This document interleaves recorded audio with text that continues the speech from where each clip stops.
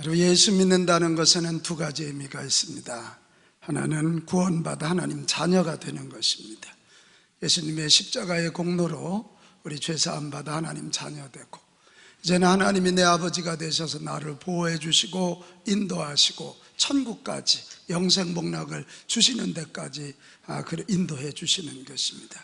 이게 복음 중에 복음입니다. 여러분, 하나님 자녀 된 거 믿으시죠? 그런데 예수 믿는다는 것이 거기서 그치지 않습니다.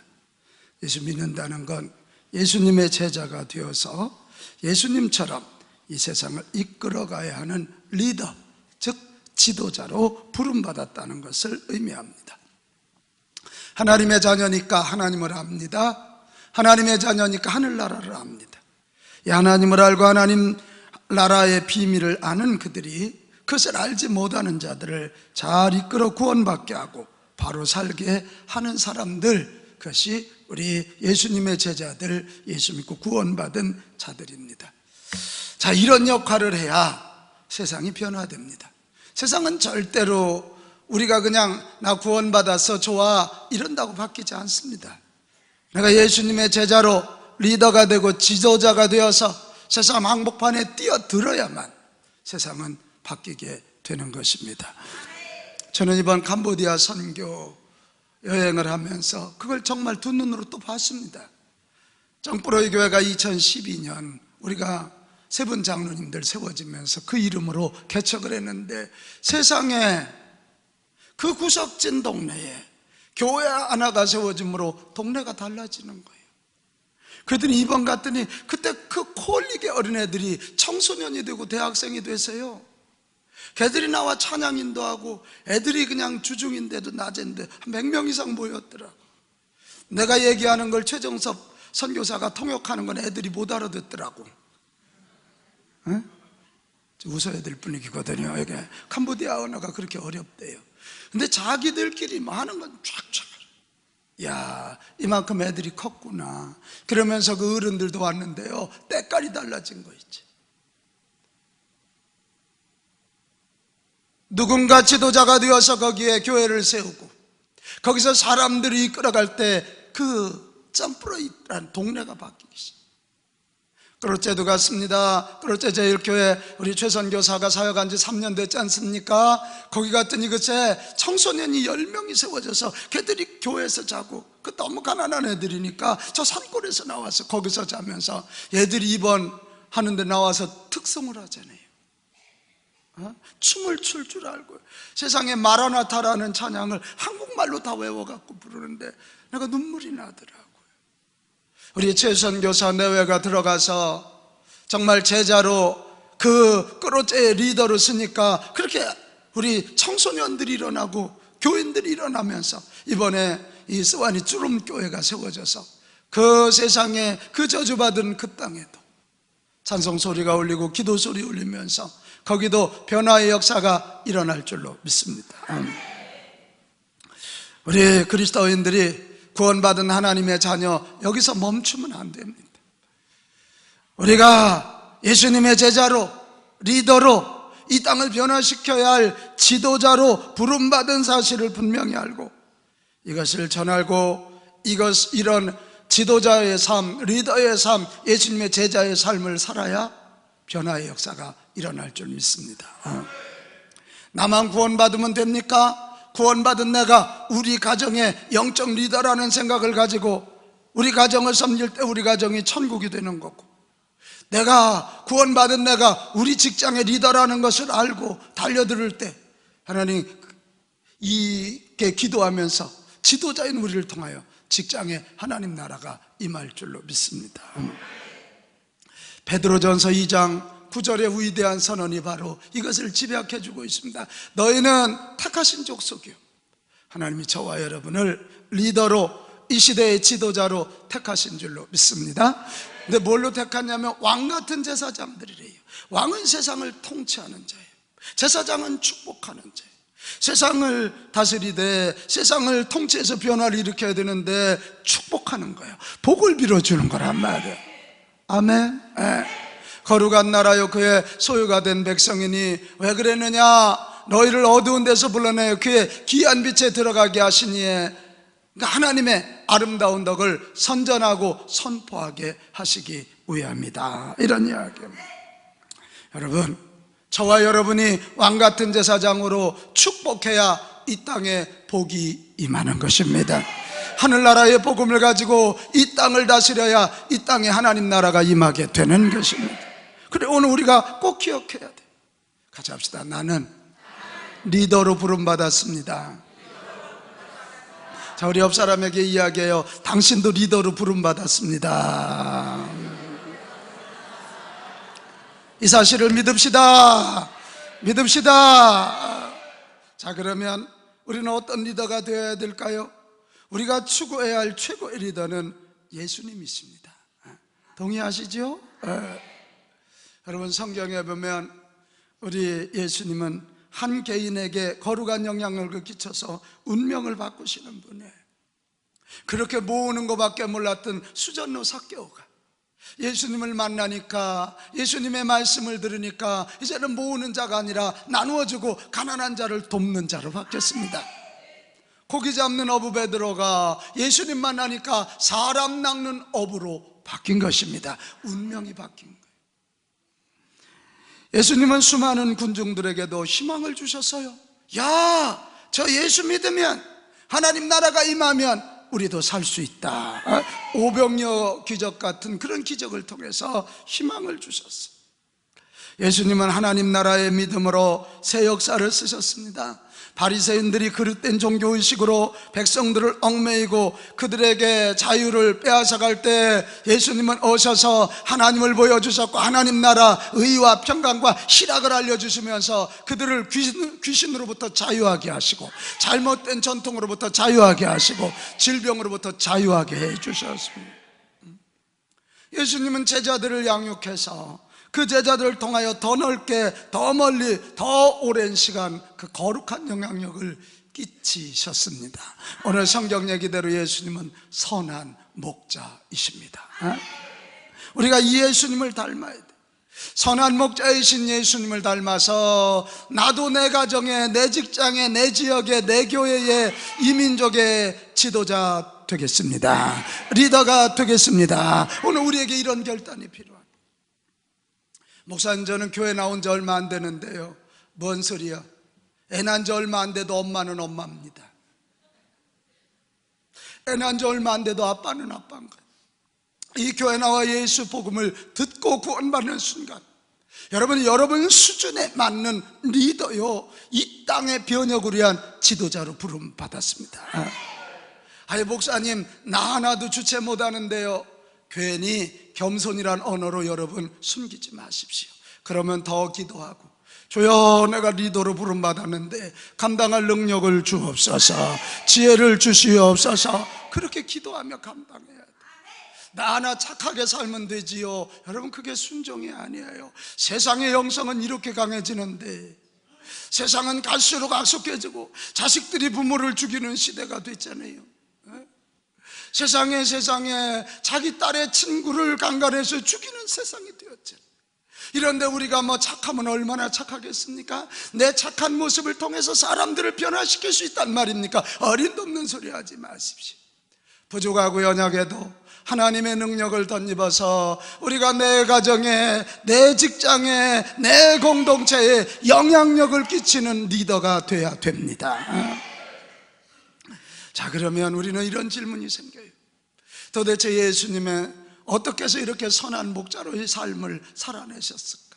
여러분, 아주 중요한 포인트가 오늘 성경 14절 15절에 나옵니다. 오늘 우리가 이걸 배우고 결단하면 됩니다. 나는 선한 목자라, 나는 내 양을 알고 양도 나를 아는 것이 아버지께서 나를 아시고 내가 아버지를 아는 것 같으니 나는 양을 위하여 뭐를 버리노라? 역성을 버려.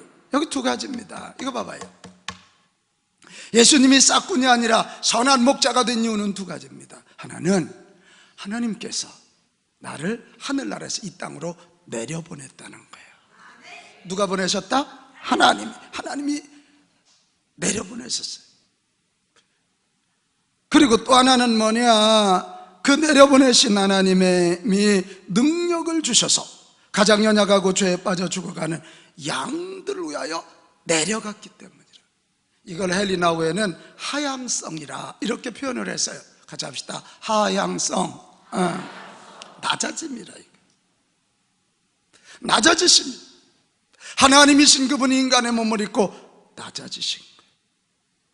그분은 위를 바라본 게 아니라 가장 연약하고 병든 자들에게 내려가시며, 빌립보서 우리 2장 6절에서 8절 이걸 가장 잘 요약해 놓고 있습니다. 예수님은 원래는 하나님과 본체셔요. 하지만 하나님과 동등됨을 여기지 아니하시고 어떻게 해요? 자기를 비워서 종의 형체를 가지고 사람의 모습으로 이 땅에 오셨다. 낮아지신 거예요. 사람의 모양으로 나타나서 낮아지시고 죽기까지 복종하셨으니 십자가에 죽으심이라 이것입니다. 예수님은 가장 작은 아이로 이 땅에 오셨어요. 애굽의 피난민으로, 순종적인 청년으로, 세례받는 소박한 사람으로 사람들 앞에 나타나셨어요.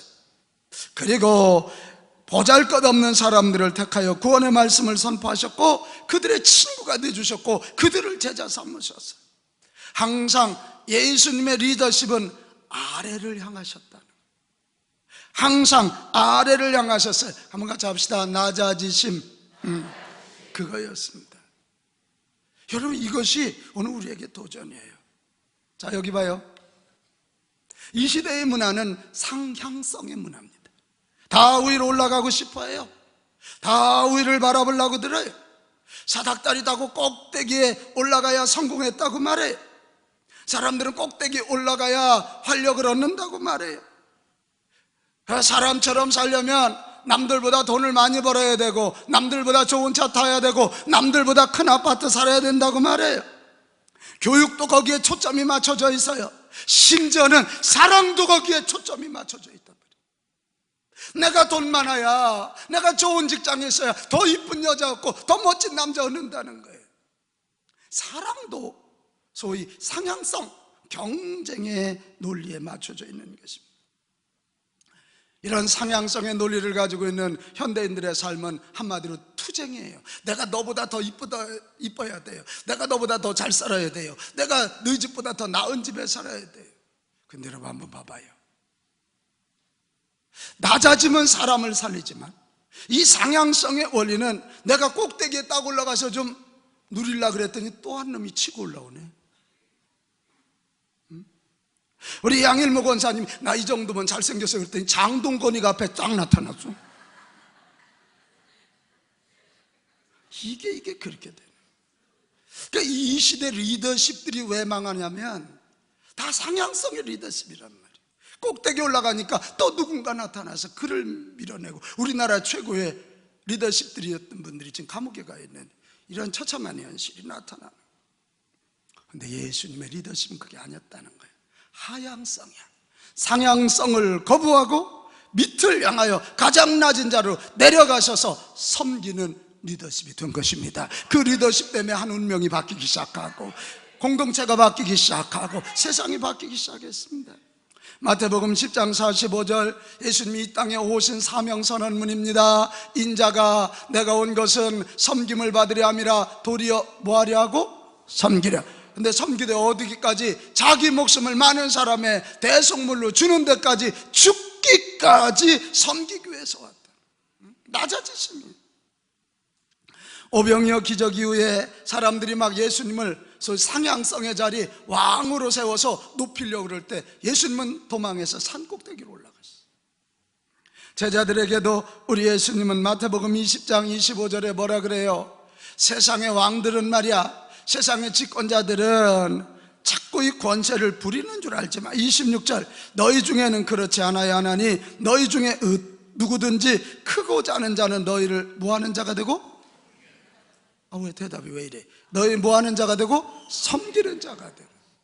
너희 중에 누구든지 으뜸이 되고자 하는 너희의 뭐가 되어야 하리니? 종이 되어야 하리니. 이 제자들에게 항상 낮아지심을 가르쳤어요. 낮아지심을 가르쳐. 여러분, 이게 틀린 게 아니에요.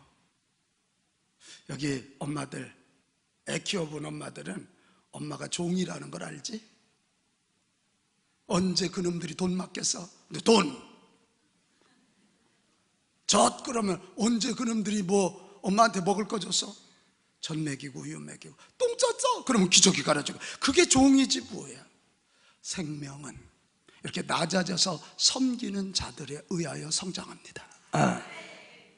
위에서 다스리고 군림하면 생명이 약화돼요. 그러나 밑에서 낮아져서 이 소위 하향성, 섬김의 자리, 낮아짐의 자리, 종의 자리에 올라갈 때 생명은 피어나고 성장하여 그들이 공동체를 이루면서 한 역사는 바뀌게 되어 있는 것입니다.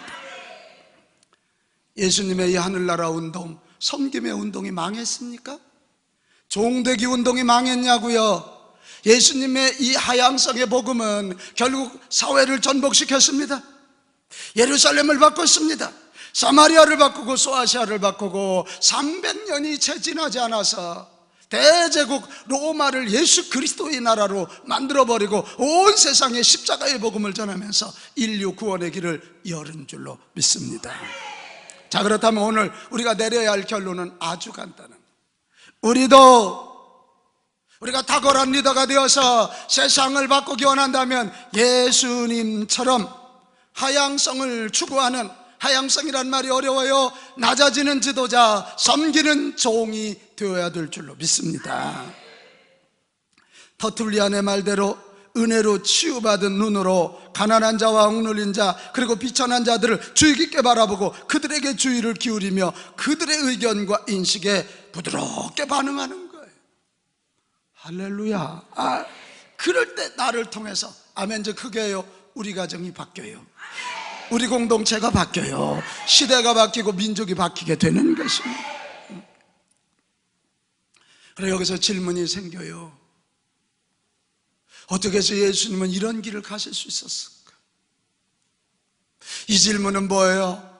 이 시대 세상의 문화가 다 상향성을 추구하는데 우리만 하향성을 추구한다는 거, 다 섬김받으려고 그럴 때 섬기려고 하는 거 왠지 바보 같고 안 될 것 같아요. 예수님 당시도 그랬어요. 예수님 이걸 어떻게 이겨내시고 결국은 하향성의 리더십, 섬기는 리더십, 종의 리더십 가서 세상을 바꾸셨을까? 여러분, 세 가지입니다. 하나는 사명 중심의 삶을 펼치는 거예요. 같이 합시다. 사명. 하나님이 왜 나를 부르셨지? 왜 하나님이 나를 이 땅에 보내셨지? 자, 8장 42절로 가겠어요. 그러니까 요한복음에는 계속해서 이 얘기가 나와요. 내가 하나님께로부터 나와서, 누구로부터 나왔다고? 하나님. 내가 이 땅에 그냥 온 게 아니라 하나님이 보내셨다. 나는 스스로 온 것이 아니요 누구께서? 아버지께서 나를 보내세요. 나는 하나님에 의하여 하나님이 주신 사명을 가지고 이 땅에 왔다. 오늘 10장 15절에도 아버지께서 나를 아시고 내가 아버지를 아는 것 같으니, 이것 좀 봐봐요. 예수님은 누가 뭐라든 하나님이 주신 사명과 나를 부르신 소명이 가난하고 병들고 복음이 필요한 자들에게 하늘나라 복음을 전파하는 것이니 나는 그것을 위해서 살겠다, 이런 다짐을. 자, 이거 봐요. 사명은 누가 주시는 거예요? 하나님이 주시는 거예요. 누가 부르시는 거예요? 하나님이 부르시는 거예요. 바로 이 대목이에요. 오늘 우리는 소유 중심의 삶을 살아가잖아. 오늘 우리는 이 시대 만족 중심으로 살아가는데, 예수님이나 예수님을 쫓았던, 세상을 바꿨던 사람들은 만족이나 소유가 아니라 하나님의 부르심, 하나님이 주신 사명, 하나님. 아멘. 왜 나를 이 땅에 보내셨는가? 내 몫에 걸린 사명, 미션이 무엇인가? 그것을 붙잡고 누가 뭐라든, 어떤 상황이 오든 누가 뭐라든 그 각오를 가지고 나갈 때 나를 통하여 하나님의 역사는 일어나는 것입니다. 하향성을 추구하는 지도자가 되려거든 하나님이 주신 사명과 소명을 점검하고 그것부터 꼭 붙잡는 저와 여러분 되시기 바랍니다. 사명을 꽉 붙잡을수록 상향성의 유혹에 흔들리지 않아요. 아이고, 세상에 이번 가보니까요, 우리 최선 교사가 이 백반증이 걸려서 자꾸 퍼져나가더라고. 눈에 황반변성이 생겼어요. 그 진이 많이 깊어지면 시각이 잃어요. 그런데도 얼마나 목숨 걸고 달려야 되는지. 우리 이상현 선교사가 1인 몇 억을 하더라고. 준일이의 일이가요 반 선교사야. 근데 그 봉헌 예배 드리는 날 내 옆에 10명의 청소년 애들이 이렇게 앉아갖고 찬양한다고 기다리는데 왜 그렇게 냄새가 나? 그 인대라는 거 있잖아. 그래 내가 슬쩍 옆으로 피했어. 의자를 가. 아 이놈의 자식이 또 쫓아오네. 점심에 민물고기라고 해서 그 동네 최고 요리라는데 솔직히 저는 이게 먹을 수가 없더라고. 그런데도 그냥 우리 선교사님 내외와 거기 현지 선교사님들 와서 그냥 애들이 이뻐서 끌어안고 그 얼룩진 옷, 그 냄새나는, 여러분 이게 좋은 인격으로 할 수 있을까요? 배워서 할 수 있는 게 아니에요. 크게 외칩시다. 사명 때문에. 할렐루야. 사명에 붙잡히니까 그 일을 하고, 사명에 붙잡히니까 냄새가 아니고 향기가 되는 거예요. 질병도 뭐 아랑곳하지 않는 거예요. 이게. 여러분 하향성, 섬기는 리더로 이 세상을 바꾸기 원하거든. 사명 중심의 삶을 펼쳐갈 수 있기 바랍니다. 또 하나 여러분, 이 하향성의 리더십, 섬기는 리더십 되어서 정말 세상을 바꾸기 원한다면 자기와의 싸움에서 승리해야 합니다. 예수님의 공생애의 시작은 마태복음 5장에 예수님의 그 3가지 시험 이야기로 시작이 됩니다. 마귀는 예수님을 높아지려는 자리로 유혹합니다. 능력을 가지고 돌로 떡을 만들어 사람들에게 박수를 받아라. 너 높아져라. 이게. 성전에서 뛰어내려 천사들이 너를 받들게 하는 것을 사람들에게 보여줘라. 너는 교주가 될 것. 나와 타협하고 세상과 타협하고 이 천하만국을 다스리는 권세자가 되라. 이렇게 유혹하는 거예요. 그러나 예수님은 이런 유혹에 대해서 단호히 물리치셔요. 마태복음 4장 10절이에요. 사탄아 물러가라. 주 너의 하나님께 경배하고 다만 그를 섬겨라. 이렇게 돼. 뭐예요? 네가 나를 아무리 유혹해도 나는 상향성의 리더십을 갖지 않겠다. 오직 우리가 섬길 분은 하나님 한 분이다. 나는 섬김받는 자리에 가지 않겠다. 그런데 이 마태복음 5장에 가면 굉장히 특별한 표현이 있어요. 예수님이 시험 받으러 가는 게 성령의 이끌림에 의하여 마귀에게 시험을 받았다는 거예요. 이해가 돼요? 오영경 집사님, 이게 이해가 돼? 이게? 그럼 신랑한테 물어볼까? 박근홍 권사님, 이게 이해가 되나? 근데 이 시험이 끝나고 났더니 천사들이 와서 예수님의 수종들었다는 거예요. 여기 중요한 메시지. 나와의 싸움은 내가 상향성의 리더십을 포기하고 내가 낮아지고 또 이 섬기는 리더십이 되기 위해서는 내 욕망과 싸워서 승리해야 되고 내 욕심과 싸워서 승리해야 되는데 이건 누가 해줄 수 있는 게 아니야. 나 스스로 해야 돼. 그래서 천사들이 이렇게 바라보고 있는 거예요. 응원하는 거예요. 이겨야 돼, 이겨야 돼. 이기고 났더니 천사들이 와서 할렐루야 이러면서 예수님을 수종들게 되는 거예요. 이 시험에 패스해야 하나님 나라 일을 할 수 있으니까 성령이 예수님을 광야로 내보내서 결국 그 싸움에서 승리하게 하는 거예요. 여러분, 이게 너무 중요해요. 오늘 우리 살고 있는 이 시대는 상향성의 문화라니까요. 남한테 떨어지면 안 되고 남들처럼 높아져야 돼요. 오죽 높일 게 없으니까 콧대를 다 높이겠냐고.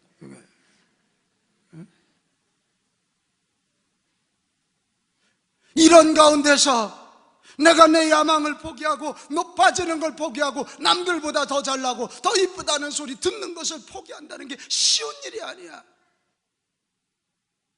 근데 이것을 이 싸움에서 이길 때만 우리는 세상의 유행을 이길 수 있고, 아멘 좀 크게 해요. 세상의 유행을 이길 수 있어. 세상의 문화를 이길 수가 있는 거예요. 우리 최 선교사가 한 달에 500만 원 이상 월급 받았던 사람이야. 근데 거기 가서 500만 원은 관두고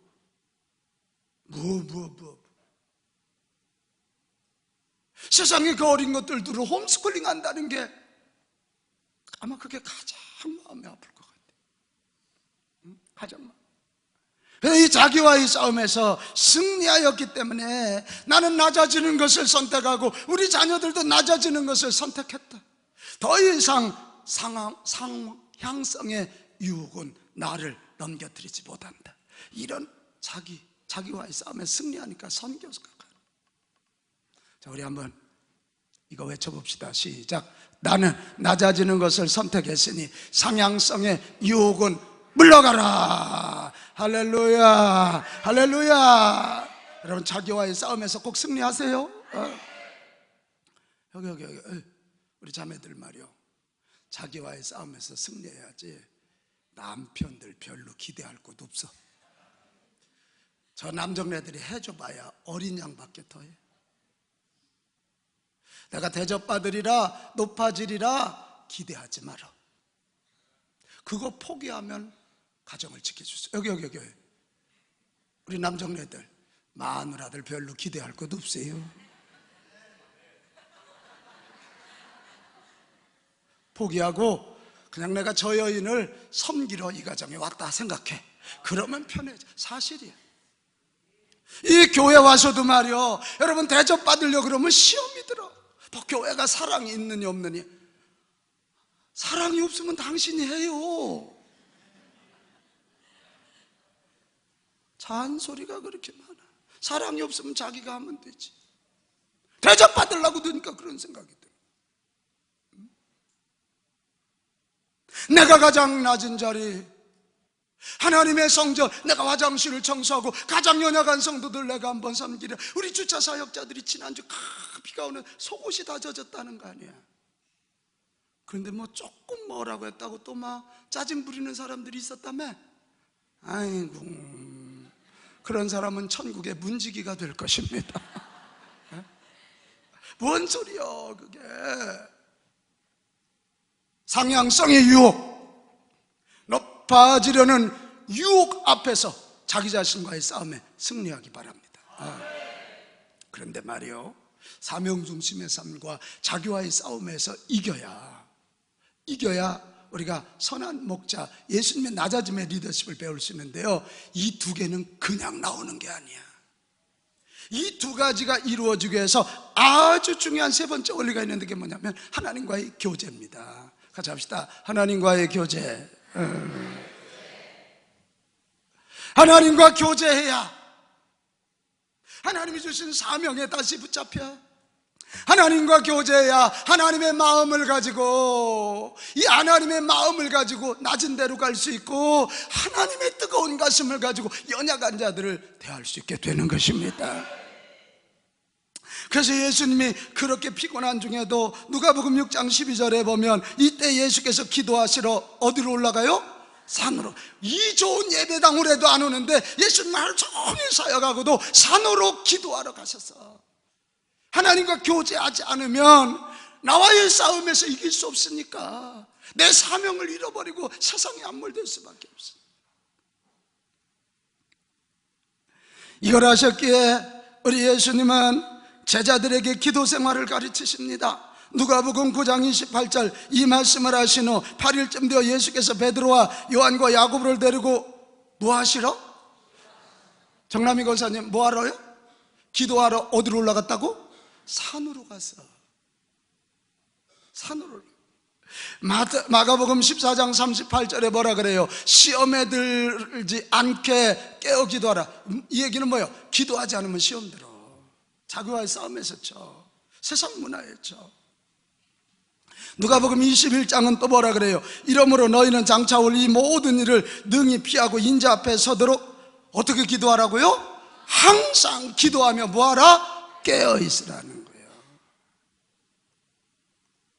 하나님과 교제해야 내가 나를 지키고 사명 중심의 삶을 펼쳐갈 수 있는 것입니다. 그러니까 여러분, 이거 잘 알아요. 그게 마지막 때는 자, 영적인 풀이에요. 마귀가 우리 모두를 너무 바쁘게 만들어. 그래, 연대인들 입에서 아이고 바빠, 아이고 바빠, 아이고 바빠. 바쁘다 보니까 예배 시간 놓쳐. 하나님과 교제에 집중하는 시간, 하나님과 대화하는 기도의 시간 놓쳐. 성경 읽을 시간이 없어져. 그래, 말세가 되면 자꾸 모임을 폐한다 그랬어. 모임이 없어져. 아우, 바빠 죽겠는데 뭘 그렇게 자꾸 모이라고 그러냐고. 이게 다 마귀의 음성이라는 말이에요. 예배 시간 와서도 저렇게 눈을 감고 묵상하시고 주무시고 그래. 바빠고 피곤해서 저게. 나는 바래요. 우리가 낮아져야 돼요. 하향성의 리더십 가져야 돼요. 종돼야 돼요. 그러기 위해서 아주 중요한 기본이 하나님과 교제예요. 그러니까 오늘 우리 이 예배가 너무 소중한 줄 알고 목숨 걸고 예배를 지킵시다. 예배가 나를 지켜주는 거야. 남은 시간 예배 드리면 안 돼. 예배 먼저 드려야 돼. 하나님과 교제하고 하나님 말씀을 들어야 내가 세상을 이길 수가 있어요. 여기 늦게 오는 분들 시간을 조금 앞으로 맞춰. 12시라고 생각하니까 자꾸 늦어. 응? 좀 일찍 와. 이 중요한 예배를 한 30분씩 잘라 먹으면 어떡해. 예배 30분 드렸으니까 저 헌금 10,000원 할 거 5,000원만 하겠습니다. 또 헌금 깎아달라고 또 그러는 거 아닌가 몰라. 이것도 아브라함은 가는 곳마다 제단을 쌓다 그래. 여러분, 교회가 있을 때가 아니니까 적들이 침입하고 이럴 때 목숨 걸고 자기의 생명줄을 양을 잡는 목숨 걸고 예배 드리는 거야. 나는 우리 교회 성도들은 이 말세 때 더 살아 움직이기 원하면 예배 드리는 시간들이 늘어나기 바랍니다. 나는 공간만 되면 우리 교회 예배 한 번 2시간씩 드렸으면 좋겠어. 한 번만 10시부터 12시까지. 근데 이 공간이 돼야지. 뜨겁게 찬송하고 뜨겁게 말씀 듣고 하나님 만나고 하나님의 능력 덧입어야 세상을 이기지. 이게 또 여러분, 정말 열정적인 기도를 드리십시오. 구해야 능력 받는 거야. 구해야 성령의 충만함을 받는 거예요. 아마 여기 교회 처음 나온 분들, 우리 교회가 뜨겁게 기도하니까 너무 낯선 분들이 계신 것 같아. 통성 기도가 너무 낯선데, 아니야, 영적으로 지금 너무 심한 때라. 물에 빠져 죽어가는데, 저야 무슨 죽어가는 붕어도 아니고 사람 살려, 나 좀 살려줘요. 내 가정이 죽어가고 이 민족이 죽어가요. 그래, 안타까운 마음으로 예수님도 서히 기도하는 거 뭐 얼마나 부르짖었는지 땀방울이 핏방울이 되도록 부르짖었다는 거야. 조금 낯설더라도 부르짖어 기도하십시오. 새벽에 나와 기도하십시오. 새벽에 안 나왔던 사람들도 나와서 기도하십시오. 그래야 새 복을 받게 돼 있어요. 그리고 아무리 바빠도 지혜의 보고요, 하나님의 말씀 덩어리인 성경을 붙잡기를 바랍니다. 성경 붙잡. 사랑하는 여러분, 지도자 한 사람이 한 공동체를, 한 역사를 바꾸는 거예요. 캄보디아는 폴포츠라고 하는 잘못된 공산주의자 하나가 나와갖고 150만 명을 죽창으로 찔러 죽였어요. 반대로 예수님처럼 하향성을 가지고 낮아지고 섬기는 리더 한 분이 나오면 이 지역에, 이 시대에 위대한 하나님 나라가 이루어지는 것입니다. 나는 오늘 바래요, 여러분. 돈 없다, 못 배웠다, 그것 때문에 기죽지 말고, 줘요! 나도 예수님의 제자로 하나님과 깊은 교제를 통해서 사명을 알고 나 자신을 이기고 능력을 덧입어서 나도 하향성의 리더십, 섬기는 리더십, 종의 리더십이 되어서 내게 주신 내 가정, 내 직장, 내 지역, 내 교회, 이 민족을 바꾸겠습니다. 여러분, 그런 사람들이 위대해지는 거예요. 이번 월드컵이 열리면서 이 호날두라고 하는 포르투갈 선수 이야기가 화제가 돼요. 공을 잘 차죠. 세계 최고죠. 연봉이 최고 많아요. 근데 그것 때문에는 이미 호날두는 유명한 것이 아니고 이번 올림픽이 열리면서요, 호날두 한 사람이 한 해 기부하는 금액이 한국인 5천만이 기부하는 금액보다 많다는 거예요.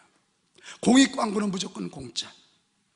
소말리아에 300억을 기부하고 자신의 팬의 수술비 전액을 지원하고 아동 질병 퇴치와 아동 구호 운동가로 활동하고 있어요.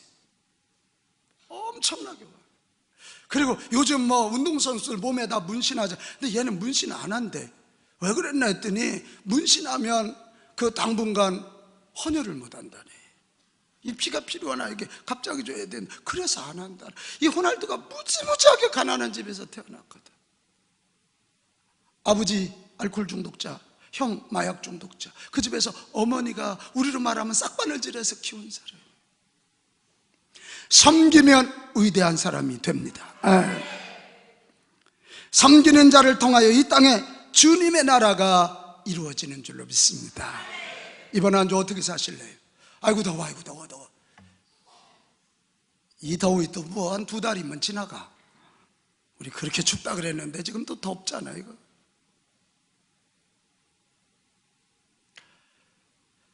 나는 예수님의 제자입니다. 나는 세상을 변화시키도록 부름받은 리더입니다. 그걸 외치면서 이번 한 주도 여러분 가정에서, 직장에서, 공동체에서, 이 교회 안에서 세상을 변혁시키는 위대한 주님의 제자로 살아가기를 축복합니다. 자, 우리 외치고 마치겠어요. 나는 예수님의 제자입니다.